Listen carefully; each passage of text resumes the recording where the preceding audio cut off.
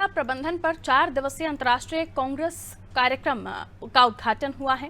कार्यक्रम में सीएम पुष्कर सिंह धामी, मुख्य सचिव एसएस संधू और अपर मुख्य सचिव राधा रतूड़ी, सचिव रंजीत सिन्हा भी मौजूद रहे। वहीं 4 दिवसीय सेमिनार में 70 सेशन होने हैं, जिसमें अंतर्राष्ट्रीय और राष्ट्रीय स्तर के वक्ता अपनी बात रखेंगे। वहीं राज्यपाल गुरमीत सिंह आगामी 1 दिसंबर को कार्यक्रम का समापन करेंगे। 6th जो आपदा वैश्विक सम्मेलन है, ये निश्चित रूप से आने वाले समय में आपदाओं का किस प्रकार से सामना किया जाएगा, किस प्रकार चुनौतियों से लड़ा जाएगा और जो आपदा के बाद होने वाले जो प्रभाव हैं उनको किस तरह से कम किया जाएगा, उसके लिए आज 50 से भी अधिक देशों की दुनिया के अनेकों महाद्वीपों से लोग यहाँ पहुँचे हुए हैं।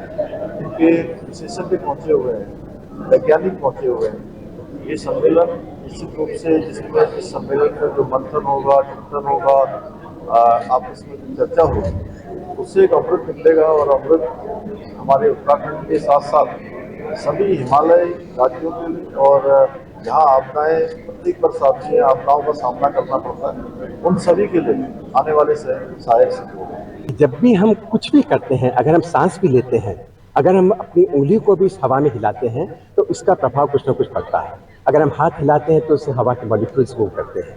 तो हम कुछ भी करेंगे, विकास का काम भी करेंगे तो उसका कुछ ना कुछ प्रभाव जरूर पड़ेगा। तो जैसा मुख्यमंत्री जी ने भी आज कहा कि इन दोनों के बीच में हमें संतुलन रखना पड़ेगा और हमें पूरी सावधानी बरतनी पड़ेगी कि हम इन दोनों को इस तरह से संतुलित करें कि जो हानि है वो मिनिमाइज हो या बिल्कुल ना हो। तो ये हमारे लिए एक बहुत बड़ा अवसर भी है, क्योंकि हम वो राज्य हैं और हिमालयी राज्य होने के कारण यहाँ संवेदनशीलताएं बहुत, और सत्य बात तो ये भी है कि जितने भी तरह के दुनिया में डिजास्टर होते होंगे तो कहीं ना कहीं हम उसके विक्टिम होने हैं। तो ये अपने आप में एक शो केस भी है। और अगर दुनिया भर के यहाँ पे वैज्ञानिक यहाँ पे टेक्नोलॉजी इकट्ठा है तो कम से कम इसके आधार पर हमारे अनुभवों में से वो बहुत कुछ उठा पाएंगे, समझ बना पाएंगे।